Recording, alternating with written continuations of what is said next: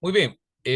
Lo primero que tenemos que empezar es ya a hacer conclusiones. Hoy día vamos a tratar un tema que es el tema de sobre la consejería pastoral.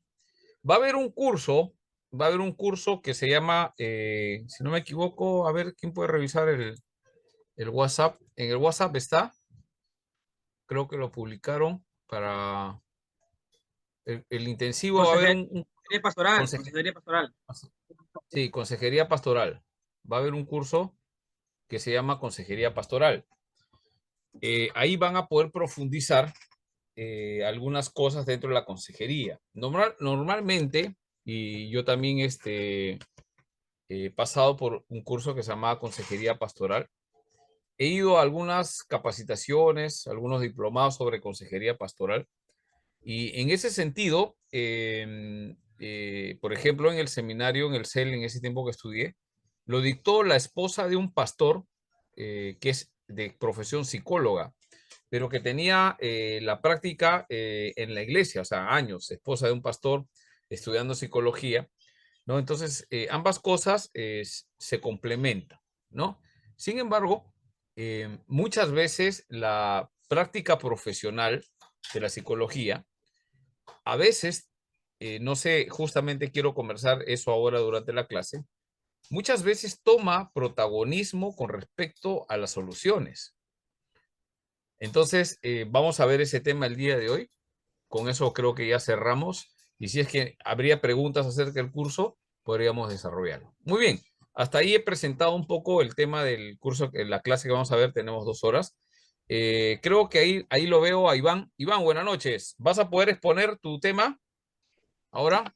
Pastor, sí, ¿Ah? sí, Ya. pastor. Entonces, sí. ¿Qué sabe de tu hermano? Bueno, mi hermano ahora mismo creo que ha salido para un evento de mi hermanito. Creo que él está allá porque él está en las clases finales, que hay eventos así. Creo que él Ujú. está allá ahora mismo. Ah, bueno, porque quedó pendiente su exposición. Bueno, ya. Entonces, Iván, por favor, de una vez para poder cerrar eso, y creo que también la hermana, ¿cómo se llama? De allá de Piura, ¿cómo se llama? La hermana que está estudiando con nosotros. Leila Leila. Murillo. Leila, sí.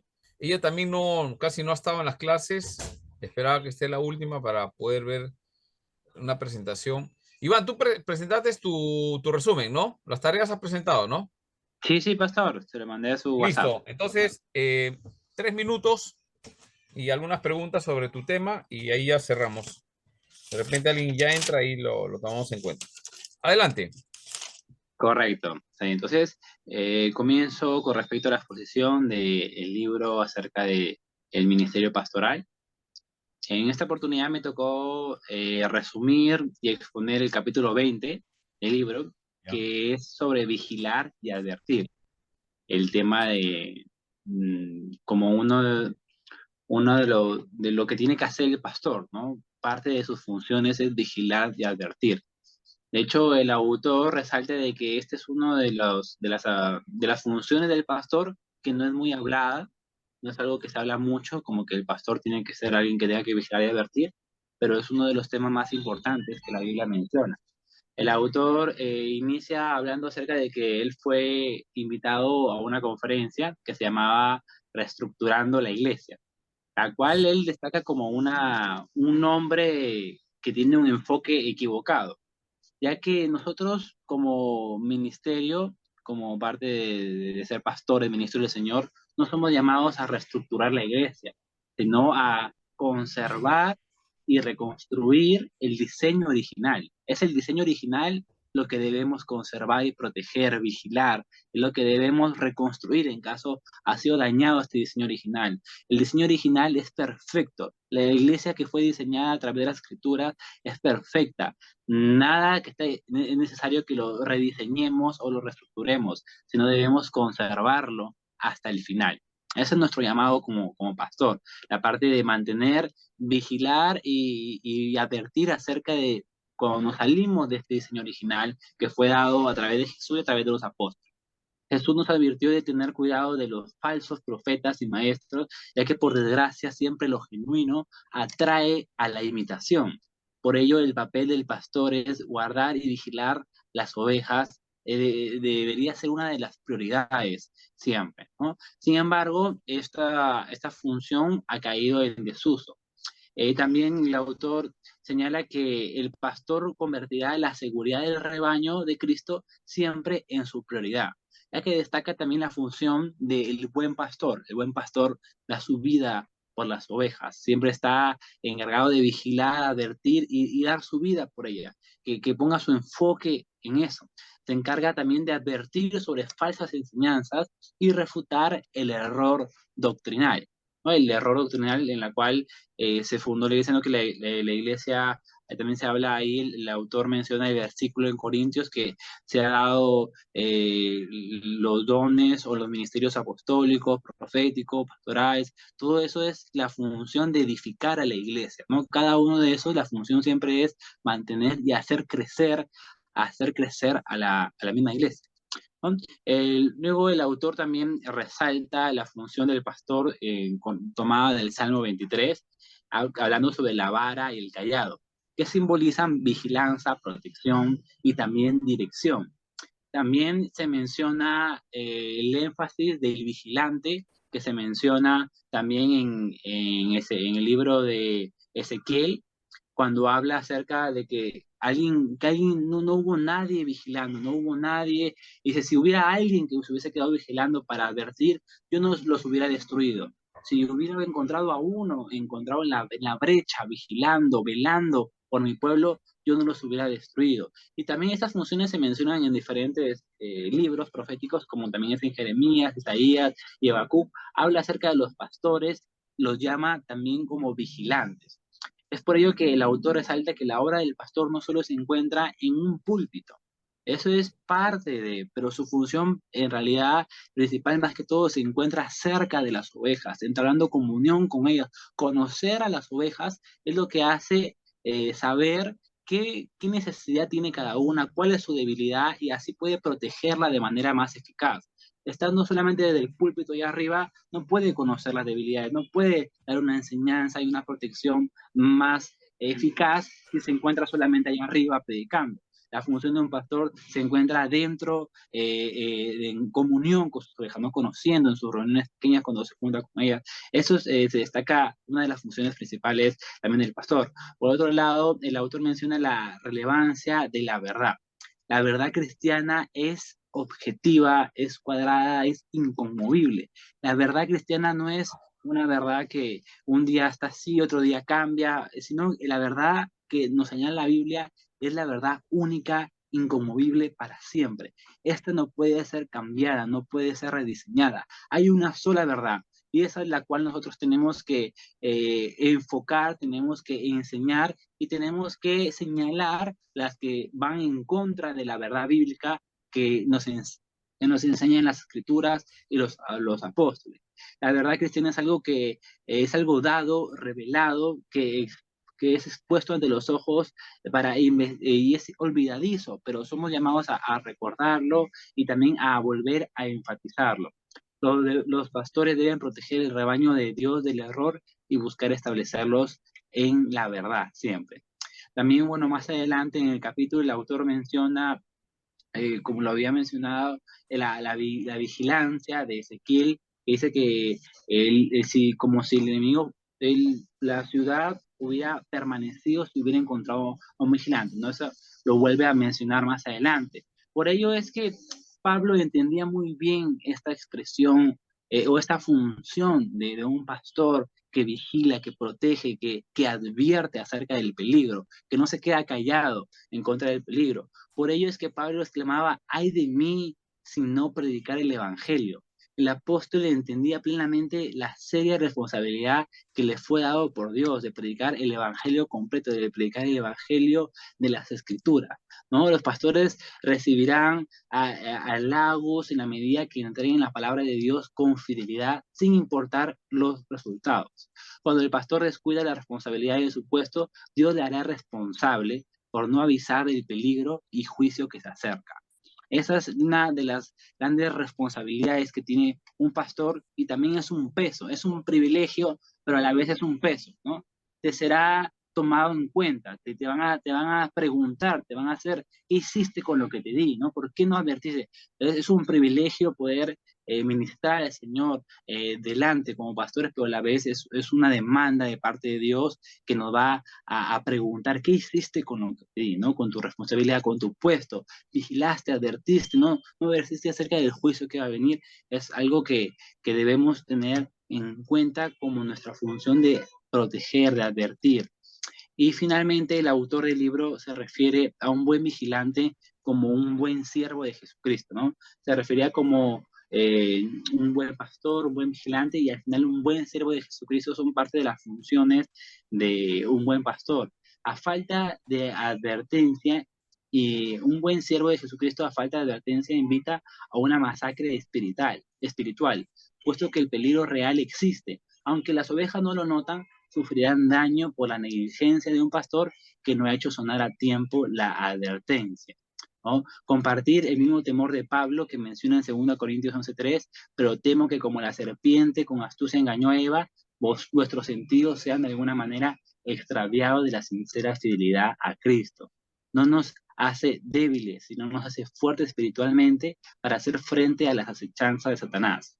El reconocer las enseñanzas falsas nos hace fuertes para poder combatirla. Tener como nuestra meta y a pastor y como nuestro pastor a Jesucristo nos invita a ser como Él, seguir su ejemplo. Es lo mejor que podríamos hacer. Hacer menos que lo que hacía Jesús es impensable porque bíblicamente estaríamos menospreciando el sacrificio de Cristo, que tanto le costó por su amada iglesia. Somos llamados a amar su iglesia y dar nuestra vida por ella como Cristo lo hizo por nosotros como nuestro pastor. Amén, pastor. Muy bien, muchas gracias. Muchas gracias por la exposición. Justo, si no exponías, íbamos a dejar un tema importante, ¿no? Justo yo quería también hablar sobre eso. Y lo que has leído, o sea, entre todo lo que, por eso el libro hay que leerlo todo, hermano. O sea, si estamos en el ministerio y queremos hacerlo eficazmente, queremos hacerlo bien, seguramente vamos a fallar, pero tenemos que tener una idea. Entonces, leer este libro es no solamente es leer algo académico, sino es la experiencia que tiene el autor en el pastorado. O sea, no es solamente un teólogo, un erudito, él pastorea una iglesia. Entonces, cuando yo veo a un pastor que está pastoreando una iglesia, está en el ministerio, está haciendo las cosas, yo tengo que escucharlo, ¿no? Tal vez no vamos a estar de acuerdo en todo, pero en las cosas esenciales principalmente hay que estar. Y esta área él escribe y pone. Entonces, ya hemos visto los otros exposiciones, son muy, muy importantes, pero el tema del rol y función de un pastor es vigilar y advertir. En una de las cosas que ha tenido problema el pueblo de Israel, ¿no? Es cuando, por ejemplo, Jesús vino y antes de dar de comer a los 5,000, ¿qué cosa dijo? ¿Alguien se acuerda?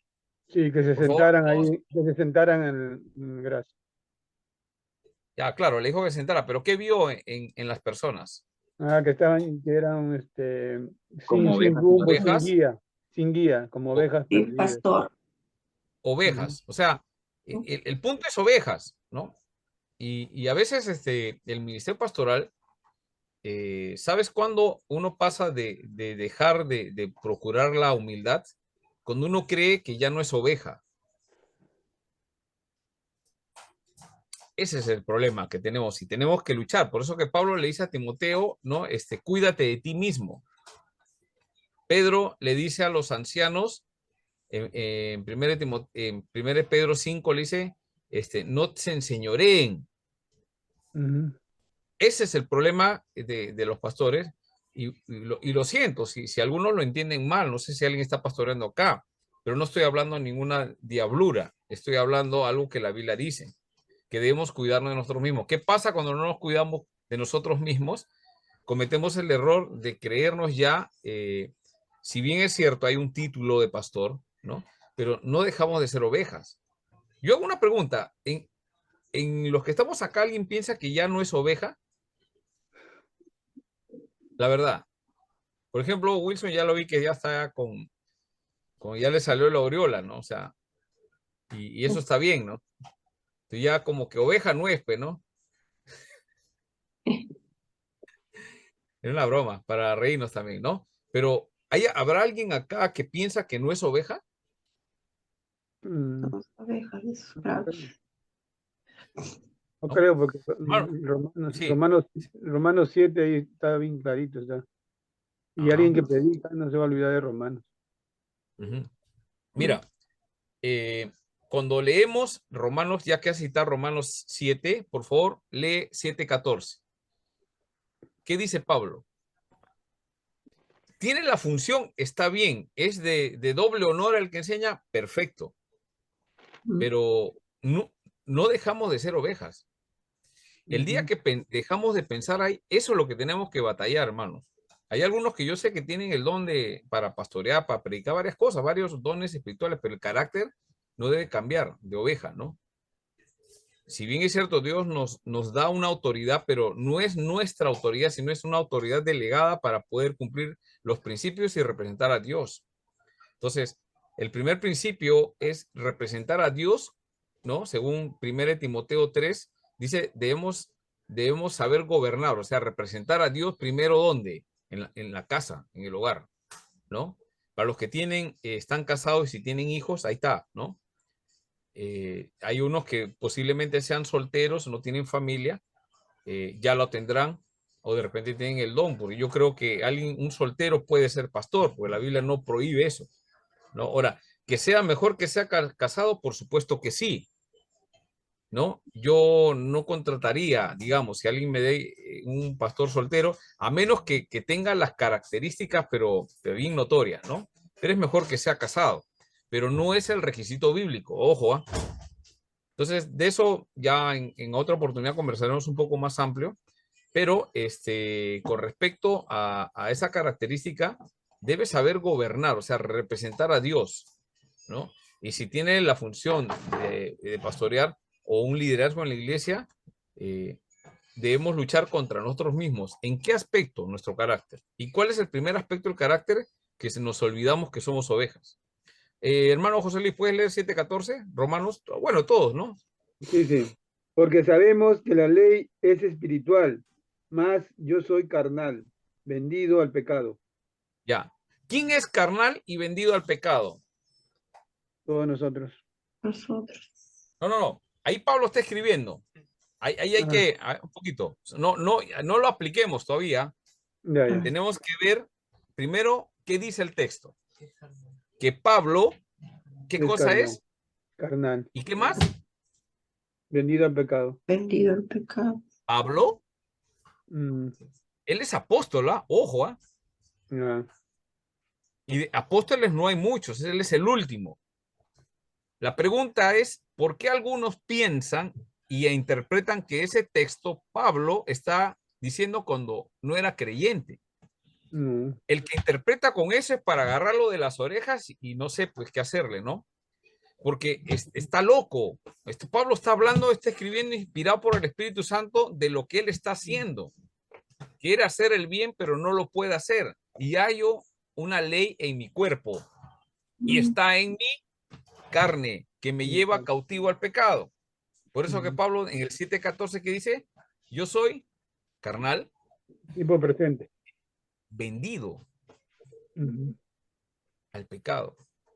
Mira, el nivel de entendernos, eso es lo que Pablo le dice a Timoteo, cuida de ti mismo. ¿De qué cosa se va a cuidar Timoteo? De su carnalidad y que se vende al pecado. Todos tenemos eso. Eso se llama el sarx. En un estudio acerca del término sarx, ¿no? Que se traduce como carne, pero el sentido de sarx, ¿no? Esa palabra tiene que ver con naturaleza de pecado. Nosotros tenemos naturaleza de pecado. Entonces, si Dios nos encarga algo, no dejamos de ser ovejas. Nos encarga una responsabilidad y tenemos que esforzarnos. El ministerio pastoral se trata de eso, ¿sí? Entonces, entre las cosas que el Señor nos ayuda, nos pide es vigilar y advertir. ¿Me dejo entender? Entonces, y algo más que mencionó Iván también, que es la prioridad. O sea, hay varias cosas que hay que hacer, pero eso no hay que descuidar, es la idea. O sea, no debemos descuidar las otras características que hemos ido viendo durante la lectura de este libro, pero no debemos descuidar y debe ser una de las prioridades. ¿Qué cosa? Vigilar y advertir. Ahora, ¿el problema cuál es? Que cuando llega Jesús, los pastores, ¿quiénes son los pastores que debían pastorear a Judá, a los judíos? ¿Quién eran los que tenían que pastorear? El Señor es el pastor, pero había encomendado a alguien. ¿A quién?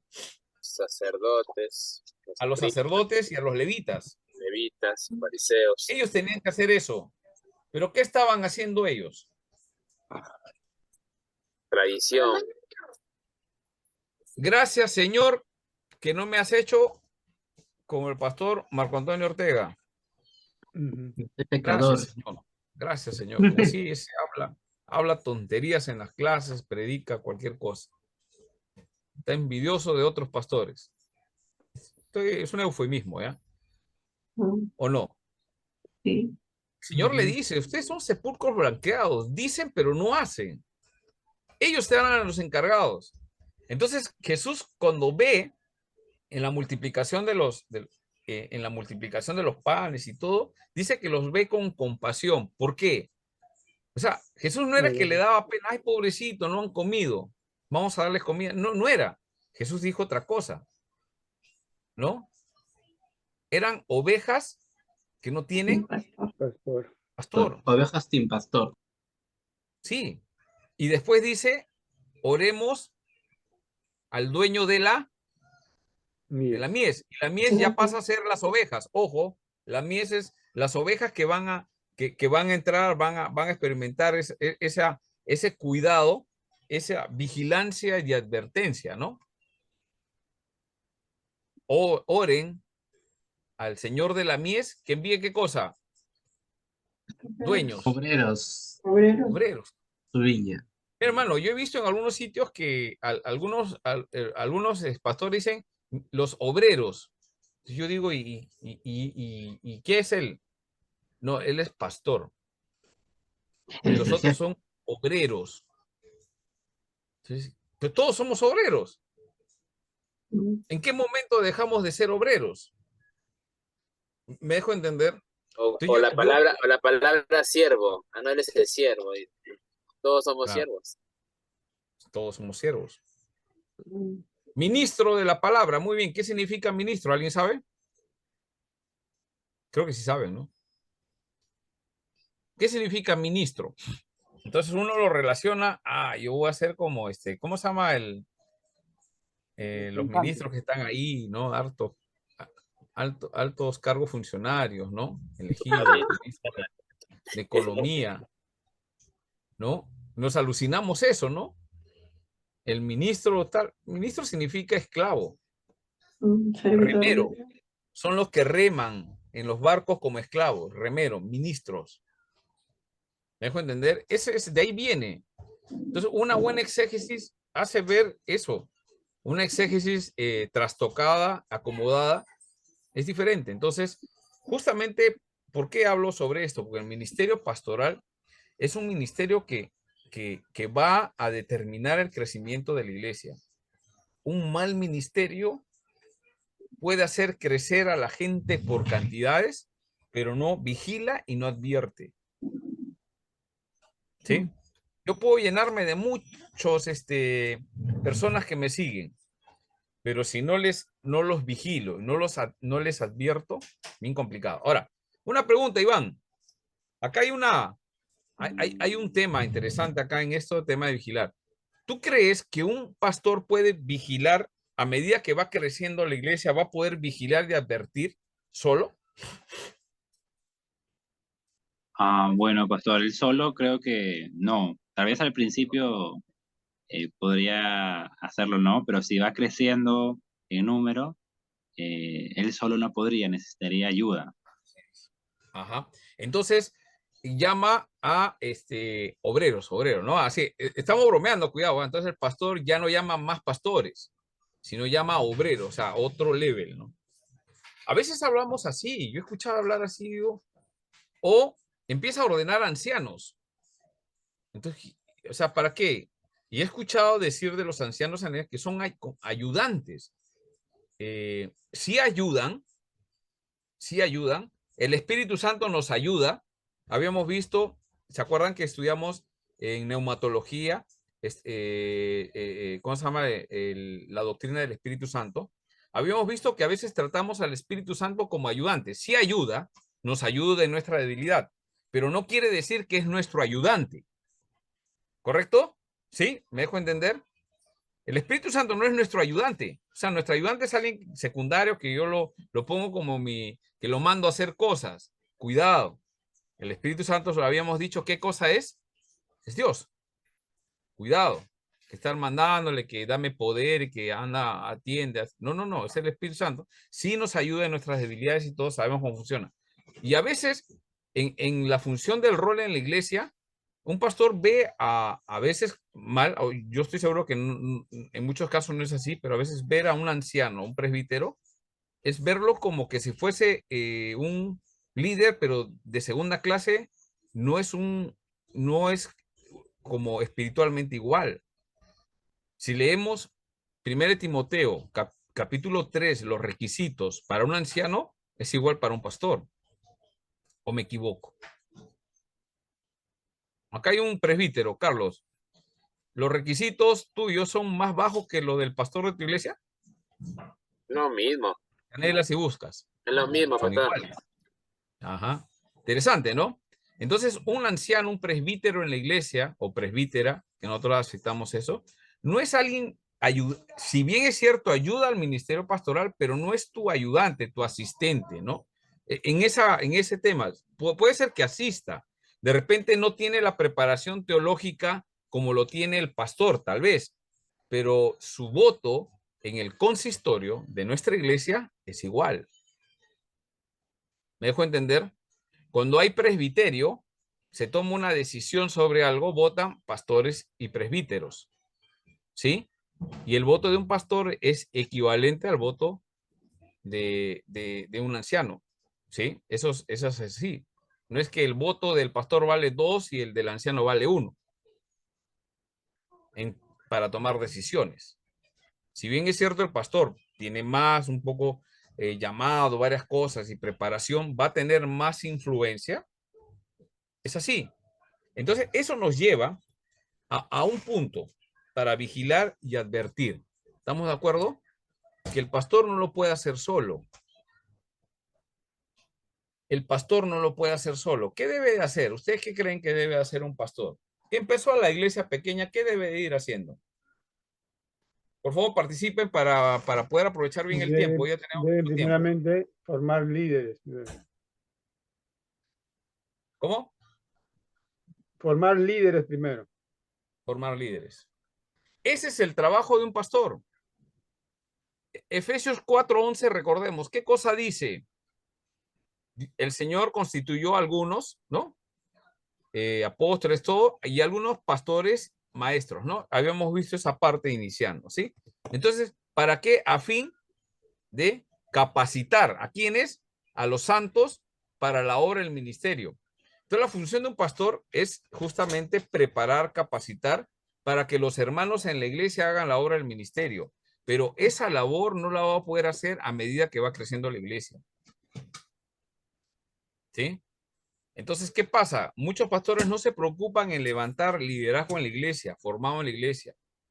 Tienen temor de enviar a hermanos al seminario. Yo no sé, acá creo que hay hermanos que tienen hijos, ¿no? En mi caso yo tengo mi hijo, ¿no? 3, pero el mayor ya está en la universidad. ¿Por qué yo lo mando a la universidad? ¿Alguien sabe? Si yo le puedo decir todas las cosas, ¿por qué lo mando a la universidad?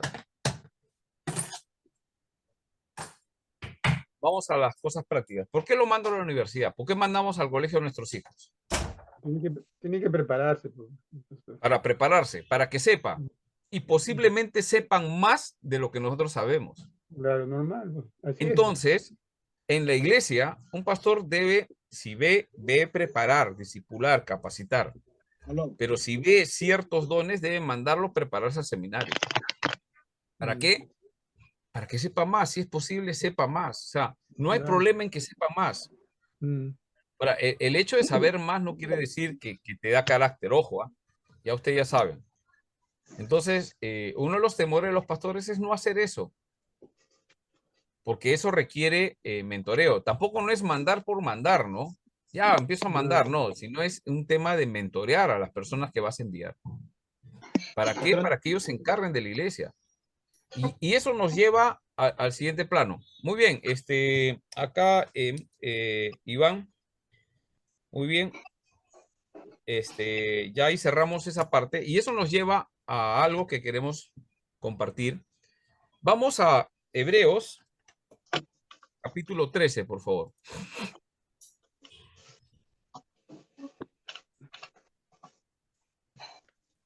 Hebreos 13. Capítulo 13. Deberes Sí. cristianos. Antes quería yo comentar algo, pero bueno. Sí, coméntalo mientras que van buscando su... Sí, lo que Que pasa, tenga que pastor, ver con el tema. Por favor, siempre algo que les voy a suplicar y les voy a pedir a todos, algo que tenga que ver con el tema. Si es algo que es aparte, lo podemos conversar terminando las clases, ¿sí? Muy bien, sigue adelante, César. Sí, no, el tema es eso, ¿no? El tema es que usted estaba diciendo la preparación, pero la preparación, Sí. pastor, eso consiste en la iglesia, consiste no solamente en nombramientos. Hay momentos que nombran sin ver, digamos, la preparación de este hombre o de este joven, o, bueno, quien llame, ¿no? Porque finalmente, para ser preparado, digamos, para tomar un anciano a la iglesia, tiene que ser también preparado bíblicamente, un hombre con sabiduría, puesto para la iglesia, ¿no? Y tanto también como los diáconos. También, ¿cómo puedo ser líder o cómo puedo ser un diácono si no lo prepara, si la iglesia no prepara a esta persona, a este hermano, ¿te das cuenta, no? Y tenga en su corazón a Cristo. Porque finalmente hay iglesias que toman, digamos, solamente porque me lleva bien, me cae y bueno, pues no, y me parece muy bien. Entonces, yo veo que a veces comparan temas, digamos, personas que conocen del mundo políticamente, hablan políticamente, pero no hablan bíblicamente. Entonces, hay que tener mucho cuidado con eso, pastor, también, porque finalmente nosotros somos cristianos y tenemos que hablar bíblicamente, ¿no? Lo que el Señor quiere, mentalmente y corazón, ¿no? Ya, muy bien, gracias. Entonces, vamos a ver un texto, acá lo voy a citar.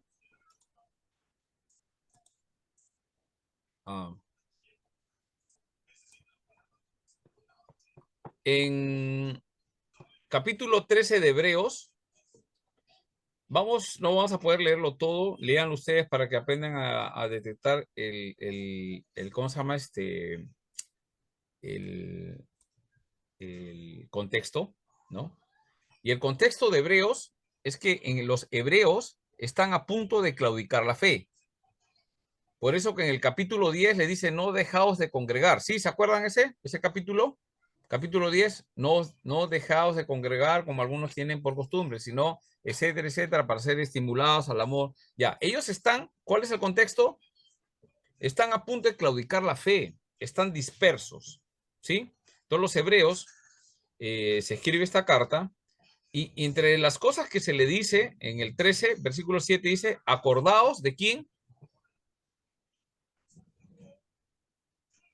Ayúdeme para participar, hermano. Necesitamos avanzar. De vuestros pastores. ¿Acordados de quién?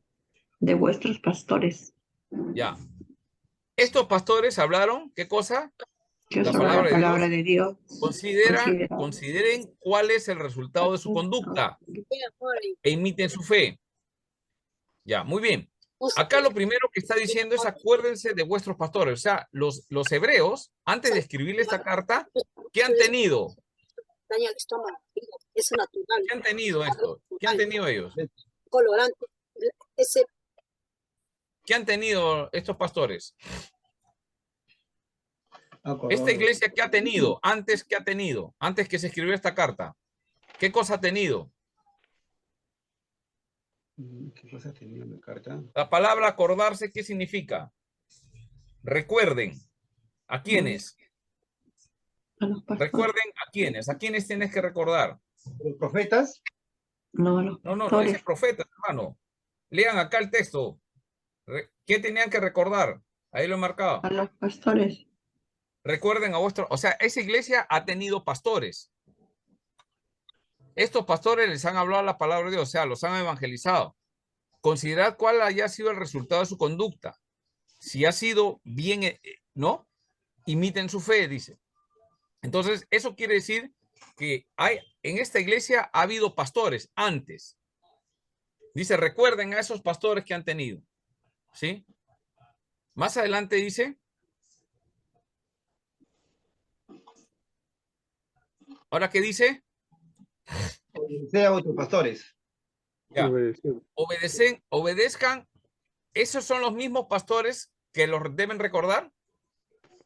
No, Claro. son otros. No, otros No, son. no. Los otros son pastores que han pasado, seguramente han muerto. Ahora dice, obedezcan a los pastores en este presente. Por eso, hermanos, ya estamos, acá debemos tener un poco de agudeza cuando leemos el presente, el pasado, ¿no? Ya eso yo no lo he llevado con ustedes, pero en temas exegéticos, para que ustedes sepan de qué estamos hablando, es importante dominar eso. En el español, simplemente, ¿en qué tiempo ellos tenían esos pastores? Hace mucho tiempo. Seguramente han muerto. Están viendo que están muriendo. Entonces, ¿qué pasa? Los hermanos que quieren dejar la fe, pues. Acuérdense de vuestros pastores. Según su conducta, imiten qué cosa. ¿Qué debían imitar? La fe. La fe. Muy bien, por favor, estemos todos activados, ¿ya? Debemos imitar qué cosa, la fe de esos pastores que ya no están, han muerto seguramente, algo ha pasado. Porque el contexto de Hebreos, ¿cuál es? Están a punto de claudicar la fe. Entonces, ¿qué le pide Pablo? Está vigilando la iglesia, está advirtiendo, imiten esa fe. Pero ahora le dice, tienen ustedes a vuestros pastores. En asuntos de gramática hay dos, singular y plural. Mi pregunta cuando dice el texto, ¿qué cosa dice el texto? Obedezcan a vuestros pastores. ¿Ese es singular o plural? No, plurales. Plural. ¿Cómo? En plural. Plural. Quiere decir que en los hebreos ahí no era un solo pastor, sino varios pastores.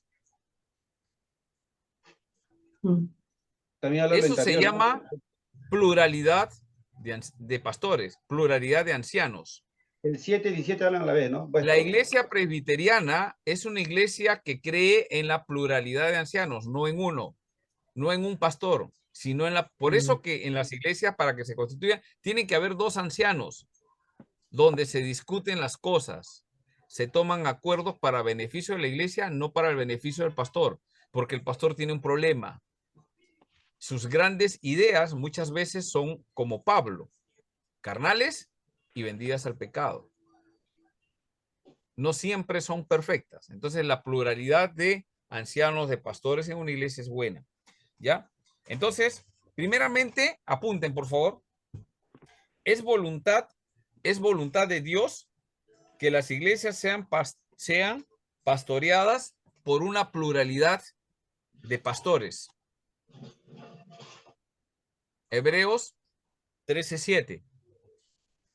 ¿Cuál es la voluntad de Dios? O sea, ¿el ministerio pastoral se hace con un pastor? No, se hace con varios pastores. ¿Qué debe hacer la iglesia? Levantar, promover pastores, pero teniendo cuidado, ¿no? Sí, creo que sí, ya hemos hablado con respecto a las cualidades, cualquiera no, sino alguien que sea irreprensible. Eso ya lo hemos hablado, ¿ah? Ya no vamos a tocar acá, no vamos a estar retrocediendo y perdiendo tiempo. Pero la iglesia debe procurar Orar para que Dios levante obreros para su mies. Sí, Carlos, ¿me quiere decir algo? Quería comentar que prácticamente en todo el Nuevo Testamento, más que nada en las cartas, siempre se usa la pluralidad cuando se habla de pastores y Así ancianos. es correcto. Eso es muy importante. ¿Por qué? Porque, por ejemplo, yo veo, ¿no? Más que nada veo en mi iglesia, no voy a hablar de otras iglesias, pero cuando yo veo en mi iglesia, nosotros trabajamos como un consistorio, de ancianos con el pastor. El trabajo es más, le podría decir, es más cómodo, más fácil para el mismo pastor. ¿Por qué? Porque Claro. somos un equipo que trabajamos por el bien de la iglesia. Entonces, Ujú. cuando alguien está, pues, uno de nosotros está, tiene un pensamiento distinto, entonces ahí entre nosotros conversamos y quedamos a un acuerdo. Pero yo veo mayormente en las iglesias no presbiterianas, las iglesias que trabajan solamente con un pastor nada más singular, yo veo muchas publicaciones, ¿no? Que hablan, por ejemplo, del estrés pastoral, que el pastor se estresa, que muchos pastores mueren por estrés. Y eso es porque quizás el pastor se toma mucho el trabajo pastoral él solo, ¿no? O sea, trabaja solo. No tiene un equipo, no tiene como dicen, no hay más pastores, ¿no? Que puedan apoyar la obra, ¿no? Yo creo que eso es lo que pasa mayormente en las iglesias no presbiterianas, cuando solamente hay un pastor que lidera la iglesia. Así es. Pero también pasa en las iglesias presbiterianas. Claro, Sí. pasa. Cuando solamente queremos reclamar ciertas cosas, pero nos olvidamos lo otro. No es el problema el sistema o forma de gobierno. El problema, ¿sabes cuál es? Es la persona. Que dos cosas. No es capaz de formar nuevos obreros. No es capaz, por un lado. Pero por otro lado, tiene recelo de levantar a alguien y que te sienten en la banca. Entonces, esa es una realidad también. Se ve menos, pero sí pasa, ¿no? Entonces, Pasa. pero que ese es bueno, hermano. O sea, si uno ve, hermano, por ejemplo, no sé si es una comparación nada más, ¿no? En los equipos europeos, ¿no? De la Bundesliga, de la Champions League, hermanos, o sea, hay jugadores que son, o sea, que unos genios, unos jugadorazos, pero ya tienen 30 y tantos, 32 años. Por ejemplo, Luka Modric, un ejemplo nada más, en el Real Madrid. A veces ahora ya lo sientan en la banca. Yo digo, pues, cómo no ponen ese genio con ese No, no, no. Es que hay otro de 16, 17 años que lo están poniendo a jugar en esa función. Mm. Y necesitas ponerlo ahí para que vaya aprendiendo algunas cosas, por lo menos medio de tiempo, hasta que el otro se ha desplazado, se retire y él se quede ahí. ¿Me dejo entender? En el mundo se da así. Mi pregunta es, ¿en la iglesia acaso eso no son principios bíblicos? Son principios bíblicos. La pluralidad de ancianos. Pablo, vamos a un texto. Hechos. Hechos, lo que decía Carlitos ahorita, ¿no? En Hechos 14:23. ¿Estamos ahí?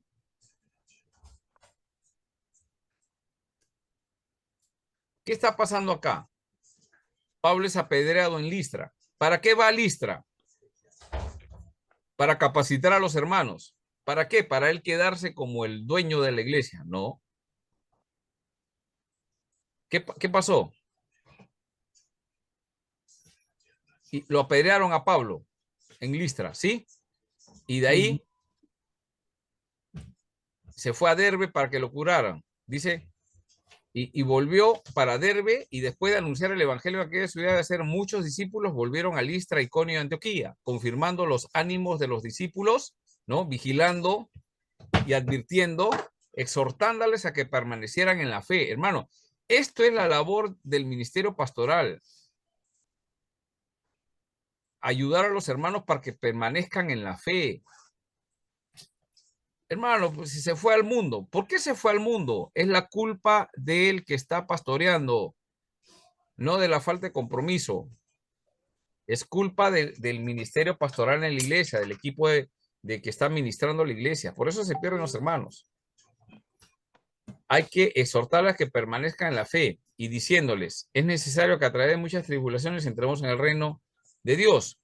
¿Y cómo van a hacer eso? ¿Cómo van a ayudar a confirmar los ánimos de los discípulos? ¿Cómo? Constituyeron, ¿qué cosa? Ancianos. ¿En singular o en plural? En No, plural, dice en cada iglesia. plural. En Entonces, cada hermano, iglesia. En cada apunte. iglesia. Plural, plural.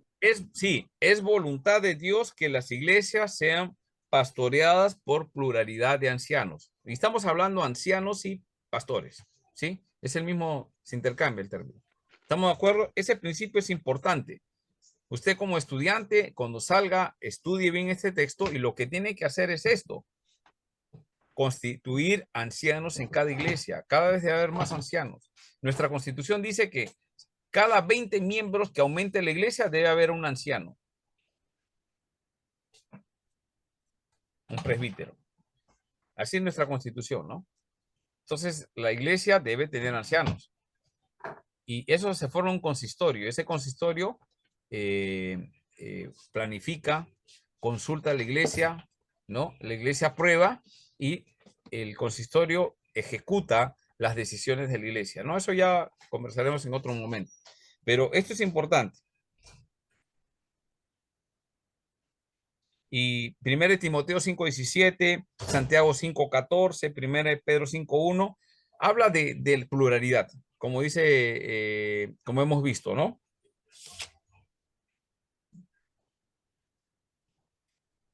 Y hay un segundo principio, que no es solamente la pluralidad de ancianos o pastores, sino también la paridad entre los pastores.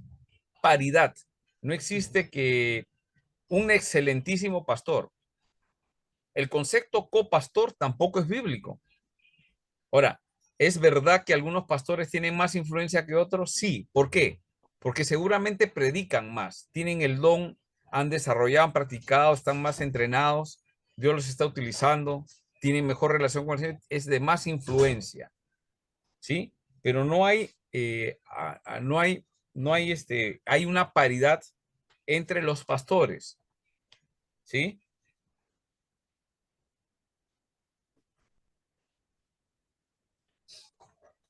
¿Por qué es necesario?